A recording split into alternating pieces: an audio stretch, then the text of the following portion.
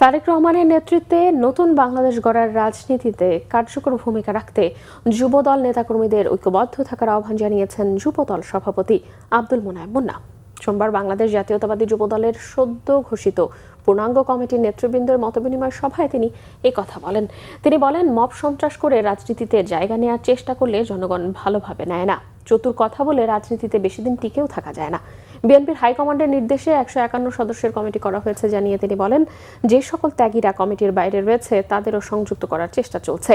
যুবদল সাধারণ সম্পাদক নুরুল ইসলাম নয়ন বলেন, তারেক রহমান এমন একটি মানবিক বাংলাদেশ গড়তে চান যেখানে সবাই নিরাপদে থাকবে। যুবদলকে যুব সমাজের জন্য একটি গ্রহণযোগ্য প্ল্যাটফর্ম হিসেবে তৈরি করতে নেতাকর্মীদের প্রতি আহ্বান জানান তিনি।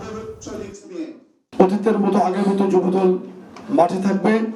আমি সারা বাংলাদেশের সমস্ত নেতাকর্মীকে যুবদলকে ঐক্যবদ্ধ করার জন্য, কাঁধে কাঁধ মিলিয়ে কাজ করার জন্য আন্তরিকভাবে আহ্বান জানাচ্ছি। যারা দুর্বৃত্ত, যারা দখলদার, চাঁদাবাজ, যারা সন্ত্রাস করে, মাদকের সাথে সম্পৃক্ত, তাদেরকে কোনোভাবেই এই সরকার ছাড় দেবে না। সমাজের প্রতি, রাষ্ট্রের প্রতি যে দায়বদ্ধতা রয়েছে আপনাদের কাছে, সেই দায়বদ্ধতা মাথায় রেখে আমরা আগামী দিনে নতুন বাংলাদেশ গড়ার ক্ষেত্রে সহায়ক ভূমিকা পালন করব।